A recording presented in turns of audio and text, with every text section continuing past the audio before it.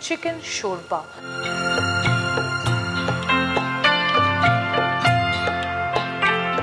Hi, I'm Anupa and I welcome you to Sanjeev Kapoor Khazana.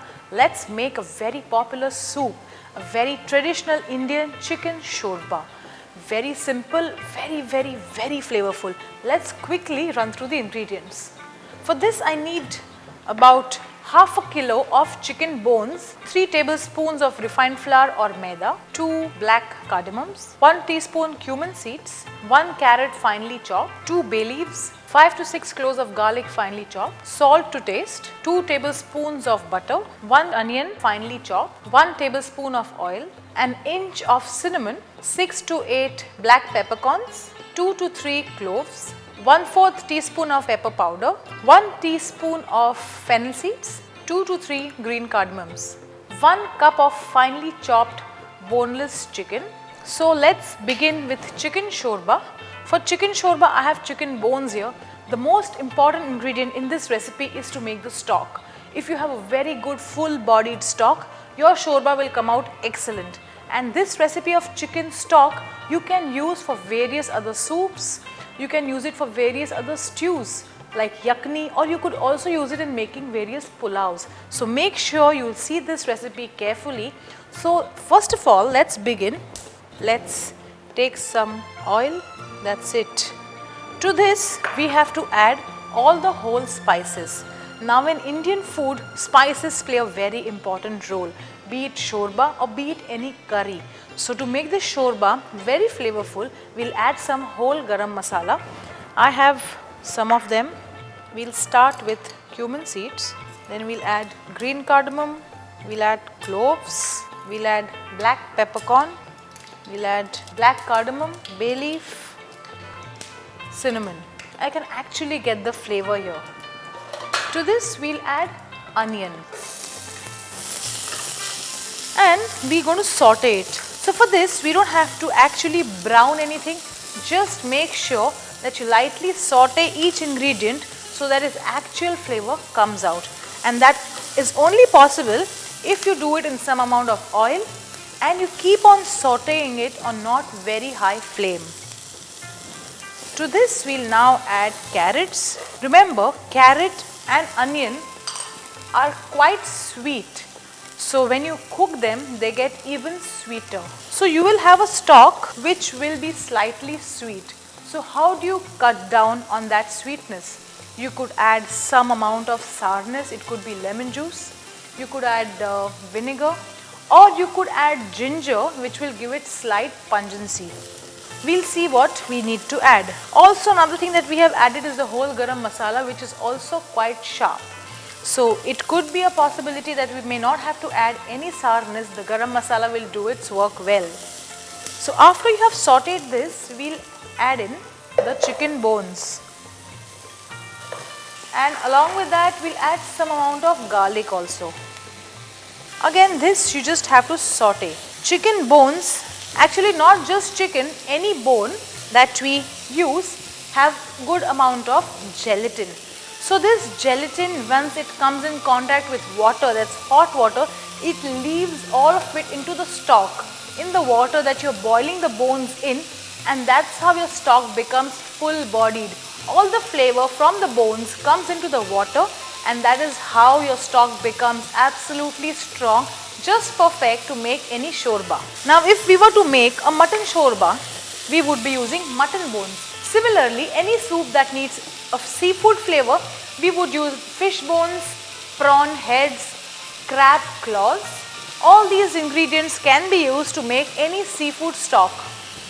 But here we are using chicken bones because we are making a chicken shorba. This needs to be sauteed well, because chicken bones, once it gets sauteed well with the masala and the onion and the carrot, it will emit even a better flavor to the stock. But another thing that you also have to keep in mind is a stock is not ready within 5 minutes. So if you have to make a soup, say for dinner, you make sure you make your stock in the afternoon, because it takes about good 1 to 2 hours for this stock to be ready, And also if you are in a hurry, what you could do is you could use a pressure cooker.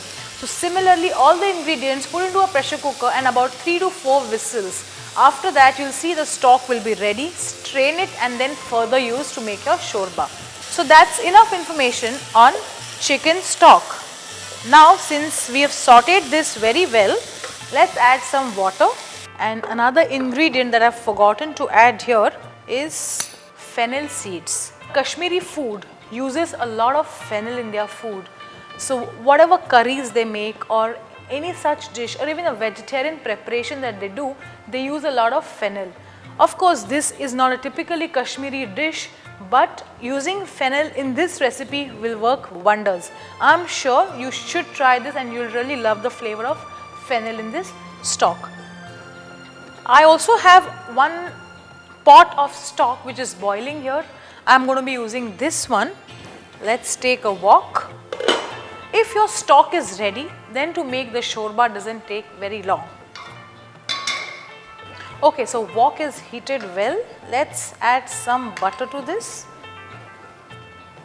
Once the butter is melted, we'll add refined flour and keep on sauteing this till you feel that the maida has cooked. Currently it's just raw and you have to saute this on low heat. Do not go on high heat because butter and maida together will burn very fast. The particle size of maida is quite fine, which is why it burns very fast, and butter has a very high smoking point. So this has to be mixed on a very low heat. So just do this. You'll automatically feel or you'll come to know when maida starts drying out. Make sure you don't leave your pan and go and do other work in your kitchen, because this is sure to brown and we do not want it to brown. Like I had mentioned right in the beginning that shorba is creamish in color, and for this we will have to make sure that we don't leave it just like that. Otherwise we'll definitely have a shorba which is brown in color, although it may not taste bad, but I personally prefer my shorba to be nice, creamish, velvetish in appearance. So you see this, a while ago while we were mixing this, it was one lump. Now as in how the sauteing is happening, the maida is getting cooked or roasted well with the butter, and it's now forming something like a breadcrumb consistency. We have to saute this till we feel that it's even got a little finer. That's it. And also make sure you smell it. Even smelling, taking the aroma of this will also give you an indication that yes, the maida is cooked. Okay, now what we'll do is we'll switch this off, because now is the time to add the stock. So the stock is ready. What we'll do is first we will strain the stock into a bowl. This is white stock. Once you've strained this into the bowl, it becomes easier for us to add it while we mix, because something that is very important here is the formation of lumps. Add stock little by little and keep on mixing. So now we'll use the whisk and we'll keep on mixing. We do not want any lumps. However, they can be avoided finally. You can also strain this. So if you have too many lumps, just give it one strain and your problem would be solved. Okay, so you see I've added all the stock to this, but in spite of whisking it so well, there are still very fine lumps which I personally do not like. So what I think is I will strain this. So for that I'll use the same strainer. Right now the shorba is a little too thick, but we still haven't added the chicken, and chicken again has some amount of moisture. So what I feel is after we add chicken to this, it will further thin down. And of course if we feel that the soup is still thick, then we'll add some more stock to this. So as of now, let's cook this. Once this comes to a boil, we'll add the chicken to this, but before that let's add some salt, some pepper powder.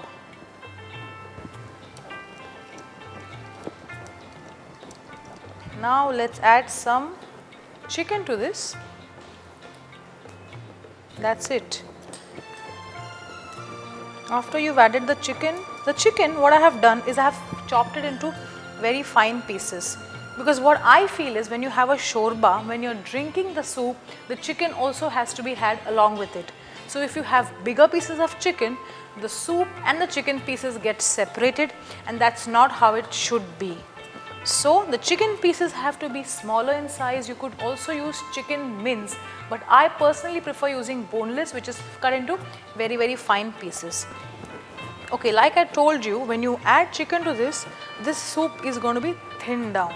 Like you see here, it's got a little thin, but I had already left it a little thick earlier.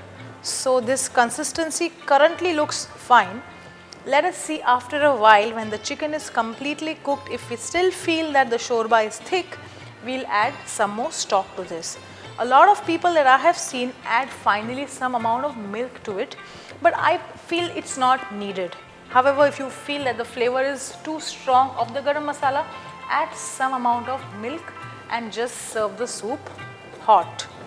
Okay, so I think we'll need to add some more stock to this. Use a strainer. That's it. Soup is done. We've added salt, we've added pepper, the chicken is just cooked. Shorba is perfectly thickened. I have these small cups with me. I'm going to be serving my shorba in this. So here it is. Creamy chicken shorba is ready. Make this recipe just the way I have made it and you'll love it.